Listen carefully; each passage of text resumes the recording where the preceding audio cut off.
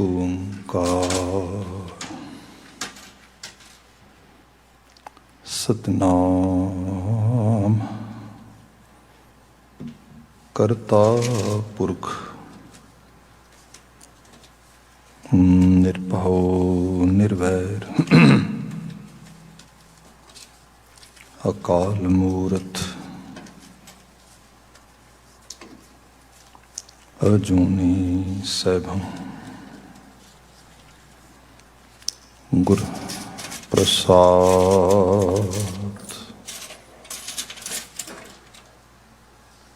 ਸੋਈ ਸੁਨੰਦੜੀ ਮੇਰਾ ਤਨ ਮਨ ਮੌਲਾ ਨਾਮ ਜਪੰਦੜੀ ਲਾਲੀ ਪੰਦ ਜੁਲੰਦੜੀ ਮੇਰਾ ਅੰਦਰ ਠੰਡਾ ਗੁਰ ਦਰਸ਼ਨ ਦੇਖ ਨਿਹਾਲੀ ਪੰਦ ਜੁਲੰਦੜੀ ਮੇਰਾ ਅੰਦਰ ਠੰਡਾ ਗੁਰ ਦਰਸ਼ਨ ਦੇਖ ਨਿਹਾਲੀ ਸਤਿਨਾਮ ਵਾਹਿਗੁਰੂ ਸਾਹਿਬ ਜੀਓ। ਸ਼ਲੋਕ ਮਹਲਾ ਪਹਿਲਾ। ਜਿਨੀ ਨਾ ਪਾਇਓ ਪ੍ਰੇਮ ਰਸ ਕੰਤ ਨਾ ਪਾਇਓ ਸਾਓ ਸੁਣਿਏ ਘਰ ਕਾ ਪਾਹੁਣਾ ਜਿਉ ਆਇਆ ਤਿਉ ਜਾਓ। ਜਿਨਹੀ ਨਾ ਪਾਇਓ ਪ੍ਰੇਮ ਰਸ ਕੰਤ ਨਾ ਪਾਇਓ ਸਾਓ ਸੁਣਿਏ ਘਰ ਕਾ ਪਾਹੁਣਾ ਜਿਉ ਆਇਆ ਤਿਉ ਜਾਓ। ਮਹਲਾ ਪਹਿਲਾ। ਸੌ ਉਲਾਮੇ ਦਿਨੈ ਕੇ ਰਾਤੀ ਮਿਲਨ ਸਹੰਸ ਸਿਫਤ ਸਲਾਹਣ ਛੱਡ ਕੇ ਕਰੰਗੀ ਲੱਗਾ ਹੰਸ। ਫਿਟ ਇਵੇ ਹਾ ਜੀਵਿਆ ਜਿਤ ਖਾਏ ਵਧਾਇਆ ਪੇਟ ਨਾਨਕ ਸੱਚੇ ਨਾਮ ਵਿਣ ਸਭੋ ਦੁਸ਼ਮਨ ਹੇਤ। ਪੌੜੀ। ਢਾਡੀ ਗੁਣ ਗਾਵੈ ਨਿਤ ਜਨਮ ਸਵਾਰਿਆ ਗੁਰਮੁਖ ਸੇਵ ਸਲਾਹ ਸਚਾ ਉਰ ਤਾਰਿਆ। ਘਰ ਦਰ ਪਾਵੈ ਮਹਿਲ ਨਾਮ ਪਿਆਰਿਆ ਗੁਰਮੁਖ ਪਾਇਆ ਨਾਮ ਹਉ ਗੁਰ ਕੋ ਵਾਰਿਆ। ਤੂੰ ਆਪ ਸਵਾਰਹਿ ਆਪ ਸਿਰਜਨਹਾਰਿਆ ਗੁਰਮੁਖ ਪਾਇਆ ਨਾਮ ਹਉ ਗੁਰ ਕੋ ਵਾਰਿਆ। ਤੂੰ ਆਪ ਸਵਾਰਹਿ ਆਪ ਸਿਰਜਨਹਾਰਿਆ। ਵਾਹਿਗੁਰੂ ਜੀ ਕਾ ਖਾਲਸਾ ਵਾਹਿਗੁਰੂ ਜੀ ਕੀ ਫਤਿਹ। ਜੁਗੋ ਜੁਗ ਅਟਲ। ਧੰਨ ਧੰਨ ਗੁਰੂ ਗ੍ਰੰਥ ਸਾਹਿਬ ਜੀ। ਗੁਰੂ ਪਾਤਸ਼ਾਹ ਜੀ ਦੀ ਅਪਾਰ ਅਜ਼ਮਤ ਬਖਸ਼ਿਸ਼ ਸ਼ਾਮ ਸਮੇਂ ਅਸੀਂ ਸਤ ਸੰਗਤ ਦੀਆਂ ਘੜੀਆਂ ਪ੍ਰਾਪਤ ਕੀਤੀਆਂ ਨੇ। ਲੜੀਵਾਰ ਗੁਰਬਾਣੀ ਵਿਆਖਿਆ ਵਿੱਚ ਸੂਹੀ ਕੀ ਵਾਰ ਗੁਰੂ ਅਮਰਦਾਸ ਸਾਹਿਬ ਜੀ ਦੀ ਰਚਨਾ, ਉਸ ਵਿੱਚੋਂ 16 ਨੰਬਰ ਪੌੜੀ ਤੇ ਨਾਲ ਲੱਗਦੇ ਸਲੋਕ ਆਪਨੇ ਸਰਵਨ ਕੀਤੇ ਨੇ। ਜਿਵੇਂ ਵਾਰ ਦਾ ਸਿਰਨਾਵਾ ਮਹਲਾ ਤੀਜਾ ਦਾ ਹੈ, ਪੌੜੀਆਂ ਡੈਫੀਨੇਟਲੀ ਗੁਰੂ ਅਮਰਦਾਸ ਸਾਹਿਬ ਦੀਆਂ ਉਚਰਿਤ ਕੀਤੀਆਂ ਨੇ, ਪਰ ਸਲੋਕਾਂ ਦਾ ਸਿਰਨਾਵਾ ਮਹਲਾ ਪਹਿਲਾ ਹੈ। ਸੋ ਇਹਨਾਂ ਦਾ ਉਚਾਰਨ ਕਰਨਹਾਰਾ ਨਾਨਕ ਜੋਤ ਦਾ ਪਹਿਲਾ ਜਾਮਾ ਗੁਰੂ ਨਾਨਕ ਪਾਤਸ਼ਾਹ ਆਪ ਨੇ। ਬਚਨ ਆਪ ਨੇ ਸਰਵਨ ਕਰ ਲਿਆ ਹੈ। ਬਾਣੀ ਰੂਪ ਵਿੱਚ ਪ੍ਰਾਰੰਭ ਕਰਦੇ ਹਾਂ ਤਕਰੀਰ। ਸ਼ਲੋਕ ਮਹਲਾ ਪਹਿਲਾ। ਜਿਨੀ ਨਾ ਪਾਇਓ ਪ੍ਰੇਮ ਰਸ ਕੰਤ ਨਾ ਪਾਇਓ ਸਾਓ। ਪਹਿਲਾਂ ਦੇ ਲਿਟਰਲੀ ਮੀਨਿੰਗਸ ਜਿਹੜੇ ਨੇ ਜੋ ਲਿਟਰਲੀ ਟਰਾਂਸਲੇਸ਼ਨ ਆ ਉਹਦੇ 'ਤੇ ਧਿਆਨ ਪਾਉਂਦੇ ਆ, ਜਿਨ੍ਹਾਂ ਨੇ ਮੀਨ ਹੂ ਆਰ, ਉਹਨਾਂ ਦੀ ਬਾਤ ਹੋ ਰਹੀ ਹੈ। ਨਾ ਪਾਇਓ ਨਾ ਪ੍ਰਾਪਤ ਕੀਤਾ, ਨੈਵਰ ਗੈਟ ਇਟ। ਪ੍ਰੇਮ ਰਸ, ਪ੍ਰੇਮ ਦਾ ਮਾਇਨਾ ਨੋ ਡਾਊਟ ਲਵ ਆ, ਅਫੈਕਸ਼ਨ ਆ, ਜਿਹਨੂੰ ਅਸੀਂ ਖਲੂਸ ਜਾਂ ਮੁਹੱਬਤ ਕਹਿੰਦੇ ਆ, ਪਰ ਐਕਚੁਅਲ ਲੈਵਲ 'ਤੇ ਇਹਦਾ ਮਤਲਬ ਇੱਕ ਸਪਿਰਿਚੁਅਲ ਟੇਸਟ ਆ। ਪ੍ਰੇਮ ਰਸ ਬੰਦੇ ਦੇ ਸਿਰਫ ਟੇਸਟ ਬਡਸ ਜੀਭ ਵਿੱਚ ਨਹੀਂ ਹੁੰਦੇ, ਐਕਚੁਅਲ ਲੈਵਲ 'ਤੇ ਸਾਡੇ ਅੰਦਰ ਦਾ ਸਮੁੱਚਾ ਕੈਮੀਕਲ ਵਰਲਡ ਹੈ। ਤੇ ਰਸ ਹੈ, ਰਸਾਇਣ ਹੈ, ਕੈਮੀਕਲਸ ਨੇ। ਰਸਾਇਣ is Punjabi word and in English we say chemicals. ਤੇ ਈਵਨ ਇਹ ਮੂੰਹ ਦਾ ਗਰਾਸ, ਗਲੇ ਦੇ ਜਿਹੜੇ ਗਲੈਂਡ ਨੇ ਸਾਰੇ, ਜਿਹੜੇ ਨਾਲ ਸਾਡਾ ਸਾਰਾ ਹਾਰਮੋਨਸ ਤੇ ਸਾਰਾ ਕੁਝ ਰਿਲੇਟ ਕਰਦਾ ਹੈ, everything is chemical. And brain itself is just nothing else accept chemical. ਕੁਛ ਵੀ ਨਹੀਂ, ਸਾਰੇ ਨਿਊਰੋ ਟਰਾਂਸਮੀਟਰਸ ਜਿਹੜੇ ਨੇ ਉਹ ਕੈਮੀਕਲ ਰਿਐਕਸ਼ਨ ਹੈ ਸਾਰਾ। ਸੋ ਇਹ ਰਸ ਹੀ ਹੈ ਸਾਰੇ ਦਾ ਸਾਰਾ। ਜੋ ਅਸੀਂ ਫੀਲ ਕਰਦੇ ਹਾਂ, ਸਾਡੀਆਂ ਫੀਲਿੰਗਸ ਜਿਹੜੀਆਂ ਨੇ, ਜਿਨ੍ਹਾਂ ਦੇ ਵਿੱਚ ਇਮੋਸ਼ਨਸ ਤਰਦੇ ਨੇ, ਜਿਵੇਂ ਫਲੋਟ ਕਰਦੇ ਨੇ, ਇਹ ਸਾਰਾ ਸਾਡਾ ਕੈਮੀਕਲ ਬੇਸਡ ਹੀ ਹੈ ਸਭ ਕੁਛ।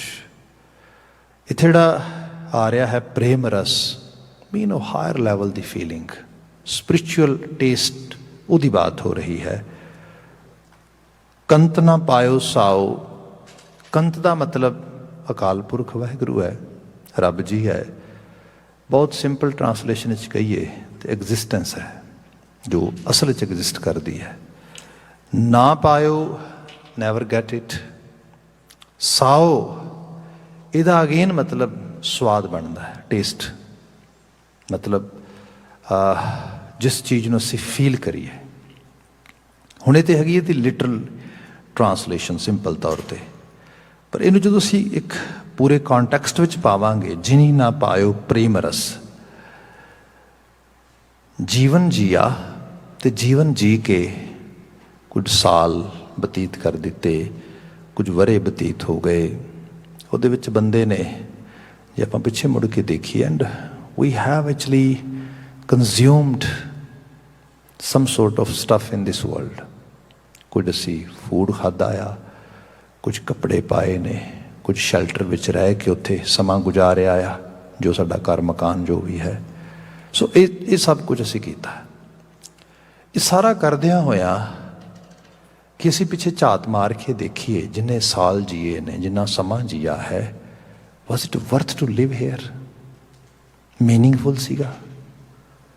ਉਹਨੂੰ ਜੀ ਕੇ ਉਸ ਸਮੇਂ ਨੂੰ ਜਦੋਂ ਅਸੀਂ ਦੁਬਾਰਾ ਰੀਵਿਜ਼ਿਟ ਕਰਦੇ ਹਾਂ, do we feel really happy? ਆ ਹੈ ਪ੍ਰੇਮ ਰਸ। ਬੰਦਾ ਜਿਹਨੂੰ ਬਾਣੀ ਨੇ ਇਸ ਤਰ੍ਹਾਂ ਕਿਹਾ ਕਿ ਬੰਦਾ ਸੁੱਤਾ ਆ, ਤੇ ਸੁੱਤੇ ਦੀ ਹਾਲਤ ਇਹ ਹੈ, ਨੈਨੋ ਨੀਂਦ ਪਰ ਦ੍ਰਿਸ਼ਟ ਵਿਕਾਰ, ਸਰਵਣ ਸੋਏ ਸੁਣ ਨਿੰਦ ਵਿਚਾਰ, ਰਸਨਾ ਸੋਈ ਲੋਭ ਮਿੱਠ ਸਾਧ, ਮਨ ਸੋਇਆ ਮਾਇਆ ਬਿਸਮਾਦ, ਇਸ ਗ੍ਰਹਿ ਮੈਂ ਕੋਈ ਜਾਗਤ ਰਹਿ। ਕੋਈ ਵਿਰਲਾ ਆ ਜਿਹੜਾ ਅਵੇਅਰ ਆ, ਇਹ ਜੀਵਨ ਕੀ ਹੈ, ਮੈਂ ਕੀ ਕਰ ਰਿਹਾ, ਮੈਂ ਖਾ ਰਿਹਾ ਤੇ ਕਿਉਂ ਖਾ ਰਿਹਾ, ਮੈਂ ਪਾ ਰਿਹਾ ਤੇ ਕਿਉਂ ਪਾ ਰਿਹਾ, ਮੈਂ ਕਿਸੇ ਨਾਲ ਵਰਤ ਰਿਹਾ ਤੇ ਕਿਉਂ ਵਰਤ ਰਿਹਾ।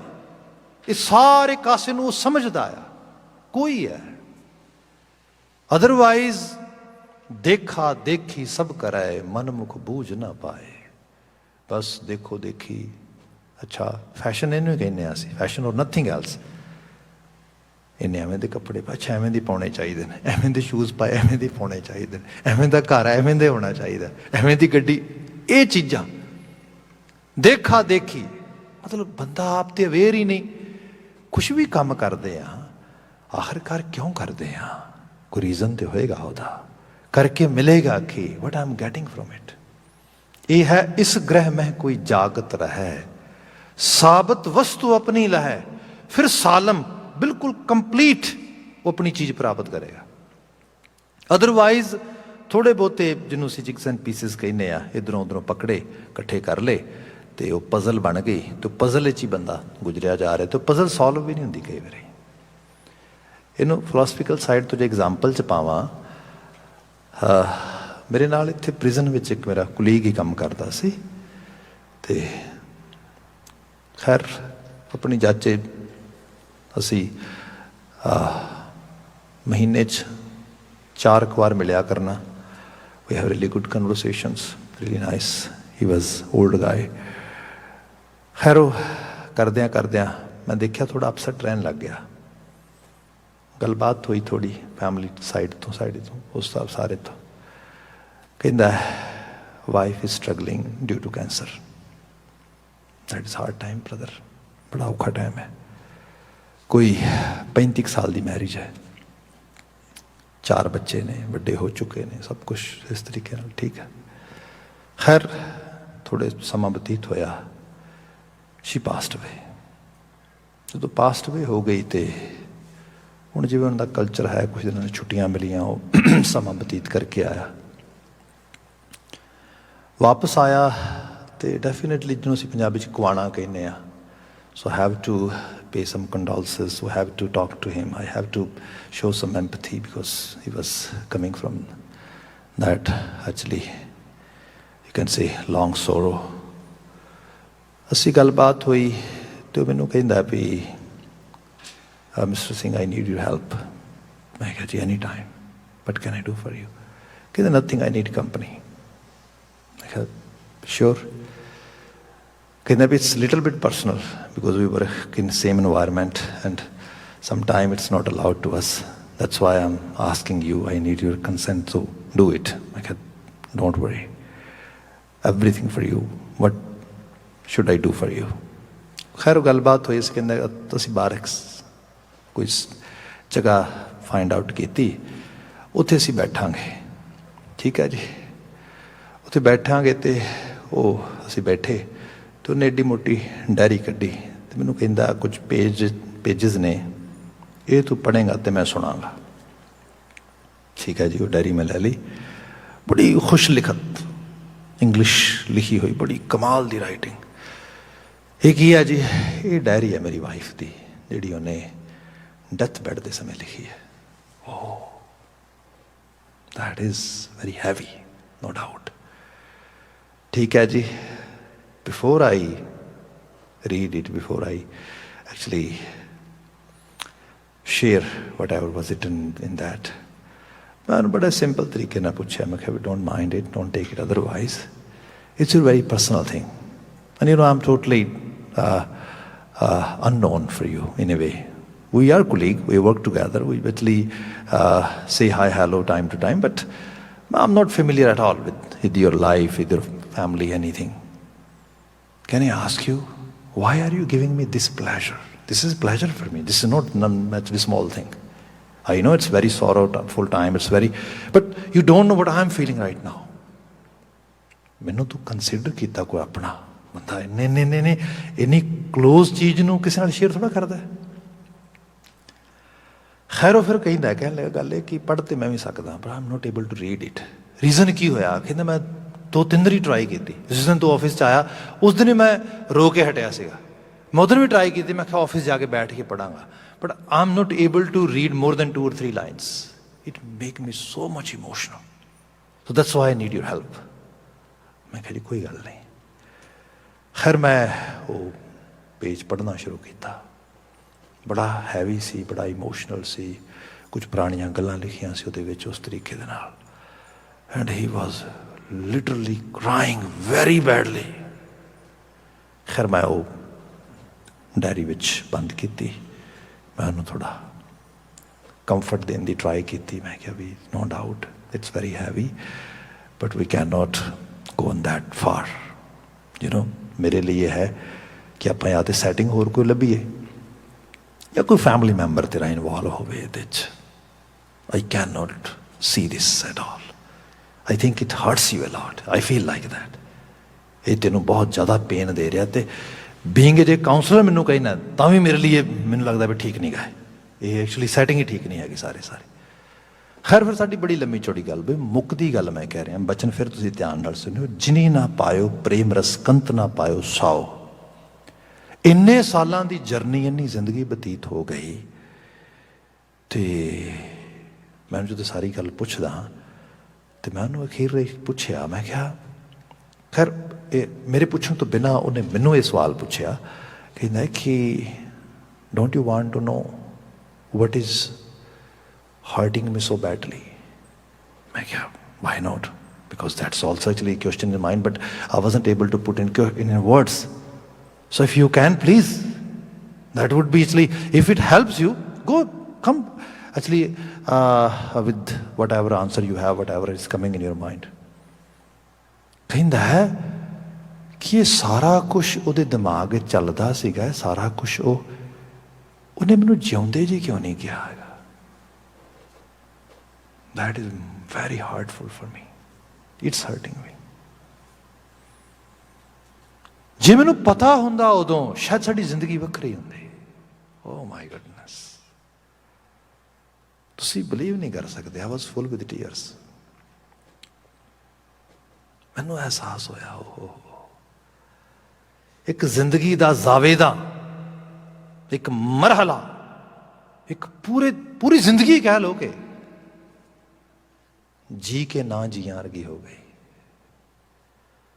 अज आया कि ओह किते हुण मौका बने, हुण मैं जियां, हुण समा नहीं गा। जिन्हीं ना पायो प्रेम रस, जिंदगी कुछ नहीं प्रेम दा रस है। जे तुसी इस खलूस नू, इस मुहब्बत नू, इस अपनत नू, इस स्नेहता नू नहीं मान पा रहे, जिंदगी बोझल है।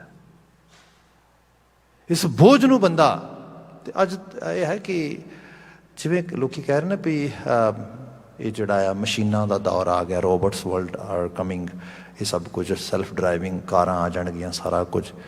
जे पर लिटरली तौर पर देखिए तो असी सारे भी मशीनां ही हैं, नथिंग एल्स। एक्चुअली बंदा तो उदों ही बनता जो इमोशनस नू फील करता। अज हालत यह है बंदे तो वधिया पैट इमोशन फील करता, उस ਉਹਦੇ ਨਾਲ ਸਾਂਝ ਜ਼ਿਆਦਾ ਗਹਿਰੀ ਹੋ ਰਹੀ है, क्योंकि बंदे लग रहा है कि एक्चुअली ये मैनू इमोशनल लैवल ते मैनू थोड़ा बहुता मैनू ज़्यादा कंफर्ट देगा। बंदा बिल्कुल उस पक्कों ड्राई हो जा रहा है। बस वो है उठिया सेम एक्टिविटी, नाता, ब्रश किया, खादा पीता, गड्डी चला ली, काम ते चला गया, मशीन की तरह सारा बस।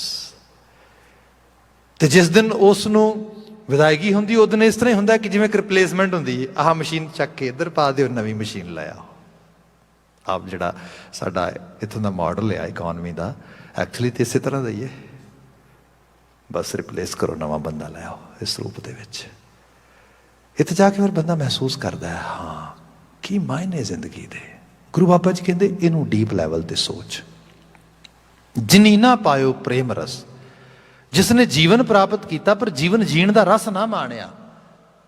फिर भी है बंदा कहता चलो जीण च रस नहीं आ रहा, कुछ खाण पीण च रस लभ लैने आ। इत्थे अगे जिहड़ा ये अगला हुक्म दूसरा जिहड़ा पदा आया सलोक है मुकना है कि जित खाए वधाया पेट।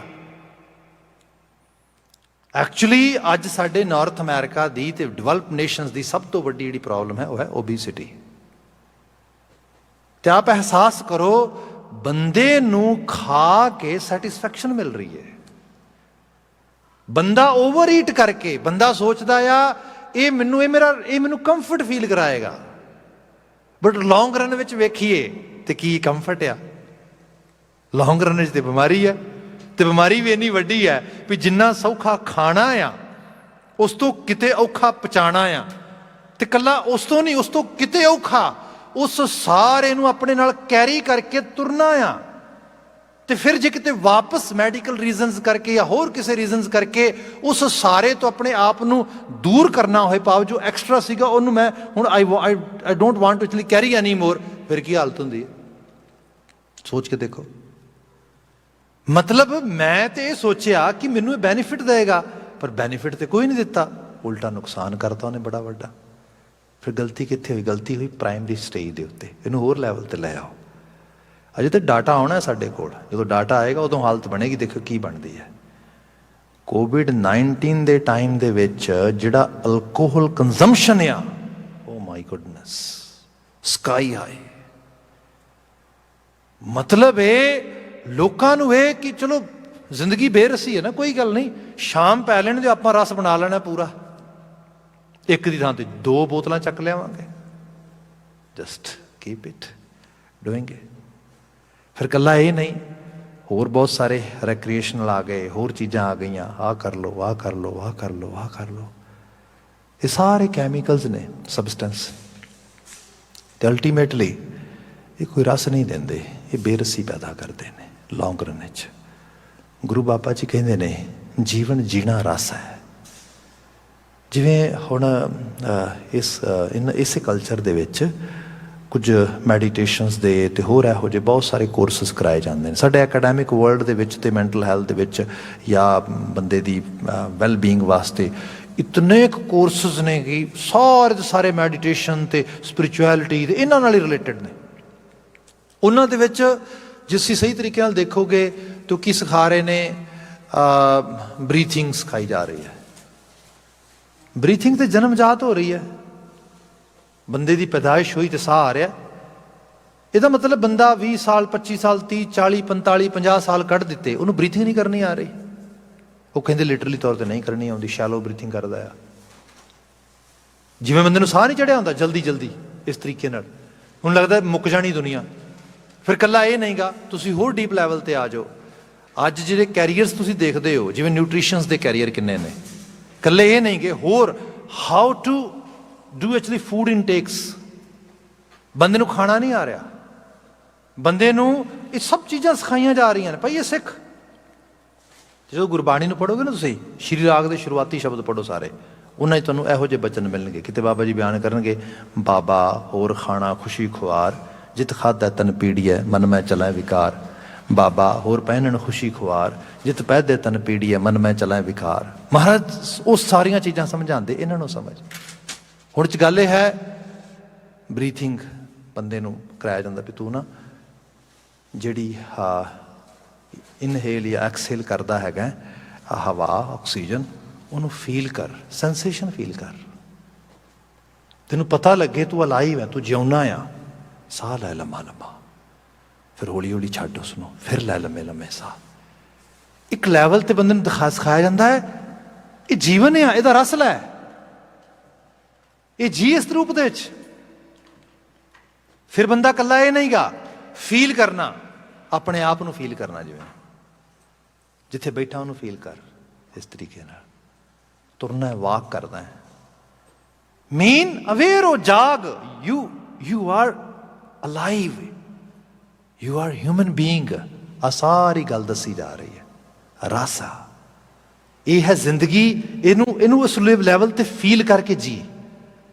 ਗੁਰੂ ਬਾਬਾ ਜੀ ਕਹਿੰਦੇ ਜਿਹਨੂੰ ਇਹ ਸਵਾਦ ਨਹੀਂ ਆਇਆ, ਜਿਹਨੂੰ ਇਹ ਰਸ ਨਹੀਂ ਆਇਆ, ਜਿਹਨੂੰ ਇਹ ਨਹੀਂ ਪਤਾ ਮੈਂ ਜੀਵਨ ਮਾਣ ਰਿਹਾ, ਮੈਂ ਜੀਵਨ ਹੰਢਾ ਰਿਹਾ। ਜੇ ਬਹੁਤ ਡੀਪ ਲੈਵਲ 'ਤੇ ਚਲੇ ਜਾਈਏ ਨਾ, ਤੇ ਅੱਜ ਇੱਥੇ ਮੈਡੀਕਲ ਵਰਲਡ ਵਿੱਚ ਈਵਨ ਐਲੋਪੈਥੀ ਦੇ ਨਾਲ ਰਿਲੇਟਡ ਜਿਹੜੇ ਇੰਡੀਵਿਜੂਅਲਸ ਹੈਗੇ ਨੇ, ਜਿਹੜੇ ਪ੍ਰੋਫੈਸ਼ਨਲਸ ਨੇ, ਸਕਾਲਰਸ ਨੇ, ਉਹ ਗੱਲ ਮੰਨਦੇ ਨੇ ਬੰਦੇ ਦੀ ਬਾਡੀ ਦਾ ਇੱਕ ਇੱਕ ਸੈੱਲ ਜਿਹੜਾ ਆ, ਉਹਦੀ ਫੀਲਿੰਗ ਬੰਦੇ ਦੇ ਵਿੱਚ ਆ। ਜੇ ਬੰਦਾ ਉਸ ਲੈਵਲ 'ਤੇ ਆ ਜਾਏ ਤੇ ਉਹਦੇ ਜਿਹੜੇ ਰੋਮ ਤੱਕ ਨੇ ਉਹਨਾਂ ਦੇ ਨਾਲ ਉਹਦੀ ਇੱਕ ਡੀਪ ਲੈਵਲ ਦੀ ਰਿਲੇਸ਼ਨਸ਼ਿਪ ਬਣ ਸਕਦੀ ਹੈ।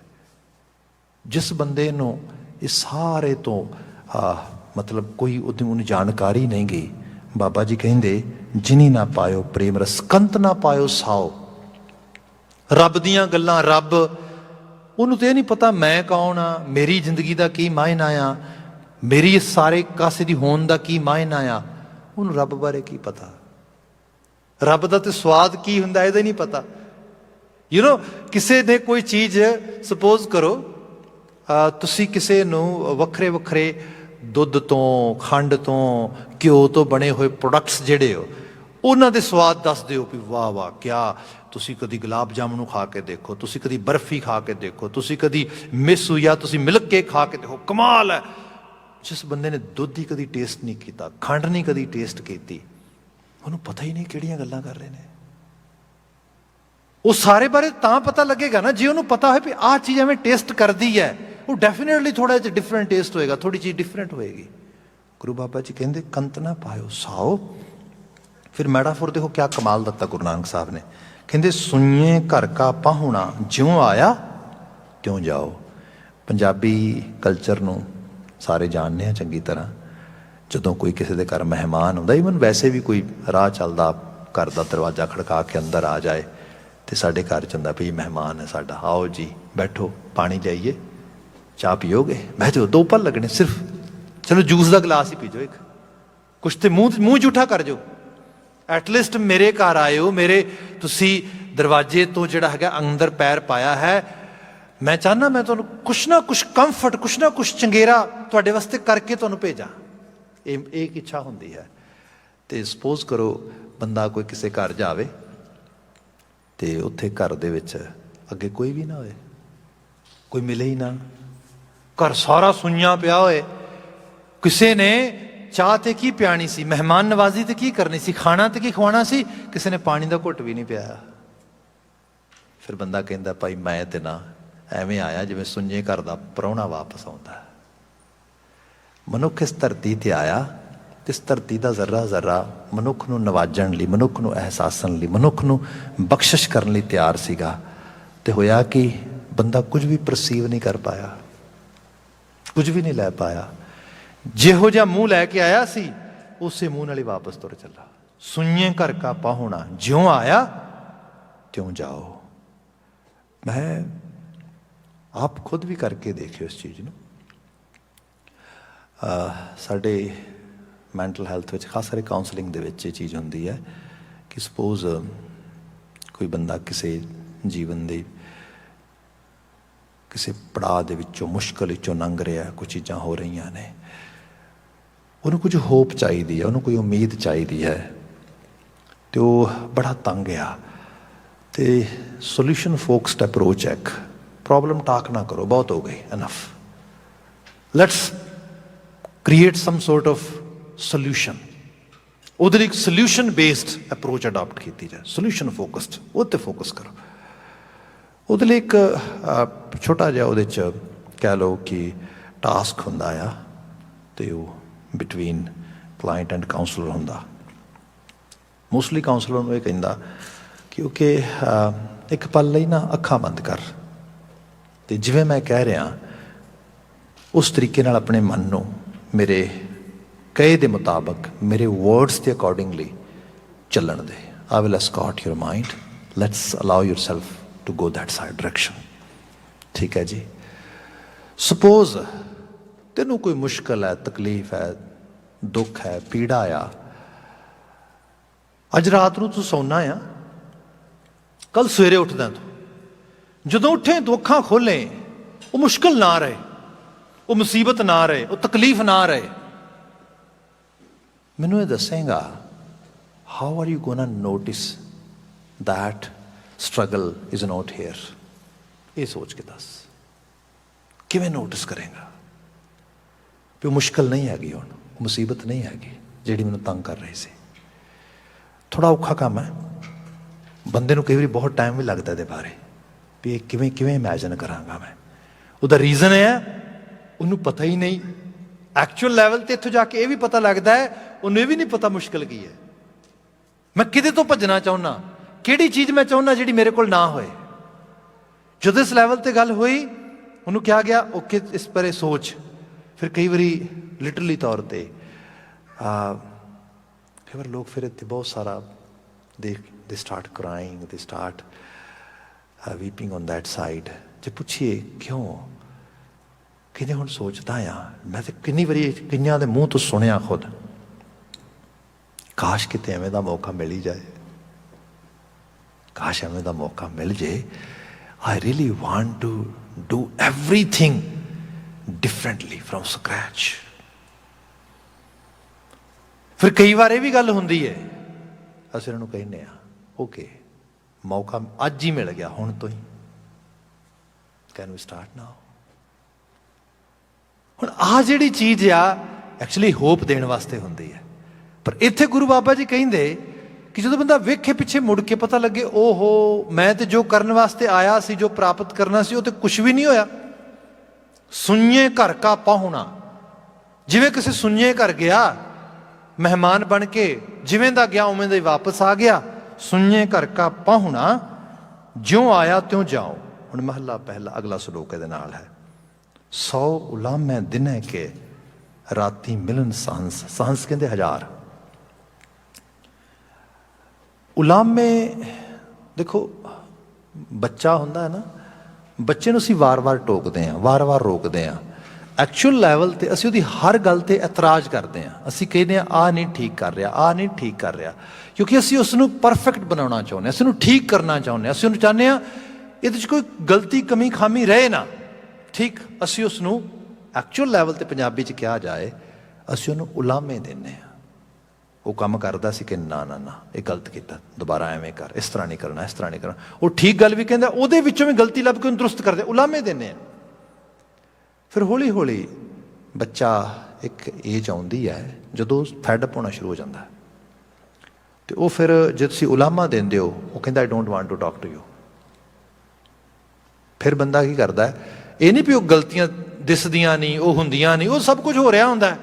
ਹੁਣ ਕੀ ਹੈ, ਹੁਣ ਕਿਉਂਕਿ ਉਹਦੀ ਆਵਾਜ਼ ਆ ਗਈ ਹੈ, ਜਾਂ ਉਹ ਇਹੋ ਜਿਹੀ ਨੈਗਿੰਗ ਕਰਦਾ ਇਹੋ ਜਿਹਾ, ਹੁਣ ਬੰਦਾ ਆਪਣਾ ਮੂੰਹ ਬੰਦ ਕਰਨਾ ਸ਼ੁਰੂ ਕਰ ਦਿੰਦਾ ਵੀ ਨੋ ਨੋ ਨੋ, ਹੁਣ ਕਹਿਣਾ ਨਹੀਂ, ਇਹਨੂੰ ਬਹੁਤ ਗੜਬੜ ਹੋ ਜਾਏਗੀ। ਮੈਂ ਹੁਣ ਬੰਦਾ ਅੰਦਰ ਅੰਦਰ ਤੜਪਦਾ। ਬੀਇੰਗ ਏ ਪੇਰੈਂਟ, ਇਹ ਬਹੁਤ ਸਟਰਗਲ ਵਾਲੀ ਹਾਲਤ ਹੁੰਦੀ ਹੈ। ਐਕਚੁਅਲ ਲੈਵਲ ਤੇ ਪੈਰੈਂਟਿੰਗ ਦਾ ਹੀ ਪਾਰਟ ਸਭ ਤੋਂ ਔਖਾ ਪਾਰਟ ਹੈ। ਇੱਥੇ ਜਾ ਕੇ ਬੰਦੇ ਦੀ ਜਿਹੜੀ ਇਨਰ ਸਟਰਗਲ ਆ, ਉਹਨੂੰ ਕੋਈ ਇਮੈਜਨ ਨਹੀਂ ਕਰ ਸਕਦਾ। ਉਹਦੀ ਹਾਲਤ ਇਹ ਹੋਇਆ ਕਿ ਉਹਦੇ ਤੋਂ ਹੁਣ ਇੱਥੋਂ ਜਾ ਕੇ ਉਹਨੇ ਫਿਰ ਮੋਸਟਲੀ ਜਿਹੜੀ ਏਜ, ਜਿਹੜਾ ਏਜ ਦਾ ਇਫੈਕਟ ਵੀ ਅਸੀਂ ਕਹਿੰਦੇ ਹਾਂ ਨਾ ਪੈਰੈਂਟਿੰਗ ਦੇ ਵਿੱਚ ਖਾਸ ਕਰਕੇ, ਉਹ ਇੱਥੋਂ ਨਹੀਂ, ਵੈਸੇ ਨਹੀਂ ਪੈਂਦਾ ਇਸ, ਕਿਉਂਕਿ ਅੰਦਰ ਕੁਛ ਚੱਲਦਾ, ਉਹਨੂੰ ਬਾਹਰ ਕਹਿਣ ਦਾ ਉਹਦੇ ਕੋਲ ਕੋਈ ਰੂਮ ਨਹੀਂ ਹੈਗਾ। ਉਹ ਅਜੀਬ ਤਰ੍ਹਾਂ ਦੀ ਹਾਲਤ ਦੇ 'ਚ ਫਿਰ ਬੰਦਾ ਅੰਦਰ ਹੀ ਕਸ਼ਮਕਸ਼ ਕਰਦਾ, ਇਸ ਹਾਲਤ 'ਤੇ ਚੱਲਦਾ। ਹੁਣ ਉਹਦੇ 'ਚ ਕੀ ਹੈ ਕਿ ਉਹ ਬੱਚਾ, ਉਹ ਸ਼ਖਸ ਜਿਹੜਾ ਹੁਣ ਅਡਲਟਹੁੱਡ ਵਾਲੇ ਪਾਸੇ ਵੱਧ ਰਿਹਾ, ਐਡੋਲਸੈਂਸ ਵਾਲੇ ਪਾਸੇ ਵੱਧ ਰਿਹਾ, ਉਹਦੇ ਅੰਦਰ ਇੱਕ ਫੇਕ ਕੌਨਫੀਡੈਂਸ ਆਉਣਾ ਸ਼ੁਰੂ ਹੋ ਜਾਂਦਾ ਹੈ। ਉਹਨੂੰ ਇਹ ਹੋ ਜਾਂਦਾ ਲੈ ਗੱਲ ਹੀ ਕੁਛ ਨਹੀਂ, ਆਪਾਂ ਹੁਣ ਠੀਕ ਕਰਨ ਲੱਗ ਗਏ। ਹਾਲਾਂਕਿ ਠੀਕ ਕੁਛ ਨਹੀਂ, ਉਹਨੂੰ ਉਹ ਐਕਚੁਅਲੀ ਉਹਨੂੰ ਅਹਿਸਾਸ ਨਹੀਂ। ਜਿੰਨੀ ਦੇਰ ਤੱਕ ਅਹਿਸਾਸ ਆਉਂਦਾ ਆ, ਉਨੀ ਦੇਰ ਤੱਕ ਟਾਈਮ ਨਿਕਲ ਜਾਂਦਾ ਆ। ਇਹਨੂੰ ਅੱਜ ਨਾਰਥ ਅਮਰੀਕਨ ਕਲਚਰ 'ਚ ਲੋਕੀ ਫਾਦਰ ਡੇ ਸੈਲੀਬ੍ਰੇਟ ਕਰ ਰਹੇ ਨੇ। ਹਾਲਾਂਕਿ ਮੈਂ ਇਹਦਾ ਐਡਵੋਕੇਟ ਨਹੀਂ, ਮੈਂ ਪੇਰੈਂਟ ਡੇ ਦਾ ਐਡਵੋਕੇਟ ਹਾਂ। ਮਦਰ ਫਾਦਰ ਡੇ ਦਾ ਐਡਵੋਕੇਟ ਮੈਂ ਨਹੀਂ ਹੈਗਾ। ਮੈਂ ਕਹਿੰਦਾ ਪੇਰੈਂਟਸ ਡੇ ਸੈਲੀਬ੍ਰੇਟ ਹੋਣਾ ਚਾਹੀਦਾ। ਐਕਚੁਅਲੀ ਇਹ ਕਲਚਰ ਦੇ 'ਚ ਇੱਕ ਵੱਡੇ ਲੈਵਲ 'ਤੇ ਜਿਹੜੀ ਹੈ ਇੱਕ ਬੜਾ ਵੱਡਾ ਇੱਕ ਐਰਰ ਆ ਰਿਹਾ ਆ ਲੰਬੇ ਸਮੇਂ ਤੋਂ, ਜਿਹੜਾ ਹੁਣ ਬਿਲਕੁਲ ਵਿਜ਼ੀਬਲ ਆ। ਸੋ ਇਹ ਜਿਹੜਾ ਹੁਣ ਕਿਸੇ ਅੱਗੇ ਦੇਖ ਰਹੇ ਆ ਨਾ, ਸਿੰਗਲ ਪੈਰੈਂਟਿੰਗ ਮਾਡਲ ਆ ਰਿਹਾ, ਜਾਂ ਇਸ ਤੋਂ ਵੀ ਅਗਲੇ ਪਾਸੇ ਨਿਊਕਲੀਅਰ ਫੈਮਿਲੀ ਮਾਡਲ ਦੇ ਲੋਕੀ ਅਕਸਰ ਸੁਣਦੇ ਸੀ, ਪਲੈਟੀਨਮ ਫੈਮਿਲੀ ਮਾਡਲ ਆ ਗਿਆ। ਹੁਣ ਇੱਕ ਨੈਕਸਟ ਸਟੈਪ ਆ ਗਈ ਹੈ। ਹੁਣ ਉਸ ਹਾਲਤ ਵਿੱਚ ਮਤਲਬ ਸੁਸਾਇਟੀ ਦੀ ਕੀ ਕੰਡੀਸ਼ਨ ਬਣੇਗੀ। ਪਰ ਖੈਰ, ਜਿਹੜੀ ਬੇਨਤੀ ਕਰਾਂਗਾ, ਬਾਪ ਇਹ ਮੰਨਿਆ ਗਿਆ, ਆਪਾਂ ਫੋਕਲੋਰ ਪੜ੍ਹੀ ਨਾ, ਪੰਜਾਬੀ ਫੋਕਲੋਰ, ਉਹ 'ਚ ਕਿਹਾ ਜਾਂਦਾ ਹੈ ਕਿ ਬੇਟਾ ਬਾਪ ਨੂੰ ਲਤਾੜ ਕੇ ਲਿਟਰਲੀ ਤੌਰ 'ਤੇ ਫਿਰ ਉਹ ਆਪਣਾ ਰਾਹ ਚੁਣਦਾ ਆ। ਤੁਸੀਂ ਦੇਖੋਗੇ ਮੁਗਲ ਬਾਦਸ਼ਾਹਾਂ ਦੀ ਰਿਆਸਤਾਂ ਦਾ ਕਾਰਜ, ਪੁਰਾਣੀਆਂ ਰਾਜਾਸ਼ਾਹੀਆਂ ਦੇਖੋਗੇ ਤੁਸੀਂ, ਤੁਹਾਨੂੰ ਇਹ ਸਭ ਚੀਜ਼ਾਂ ਮਿਲ ਜਾਣਗੀਆਂ ਐਵੇਂ ਹੀ। ਇਸ ਸਾਰੇ ਦੇ ਵਿੱਚ ਕਾਰਨ ਕੀ ਹੈ? ਕਿਉਂਕਿ ਕਾਰਨ ਇਹ ਹੈ ਕਿ ਬਾਪ ਇੱਕ ਐਸਾ ਕਰੈਕਟਰ ਆ ਜਿਹੜਾ ਤਾਕਤ ਰੱਖਦਾ ਹੈ, ਅਥਾਰਟੀ ਰੱਖਦਾ ਹੈ, ਅਤੇ ਉਸ ਅਥਾਰਟੀ ਦੇ ਜ਼ਰੀਏ ਉਹ ਕਿਸੇ ਆਪਣੇ ਪਰਿਵਾਰ ਦੇ ਇੱਕ ਕਹਿ ਲਓ ਕਿ ਜੀ ਨੂੰ ਆਪਣੇ ਅਕੋਰਡਿੰਗਲੀ ਢਾਲਣਾ ਅਤੇ ਬਣਾਉਣਾ ਚਾਹੁੰਦਾ।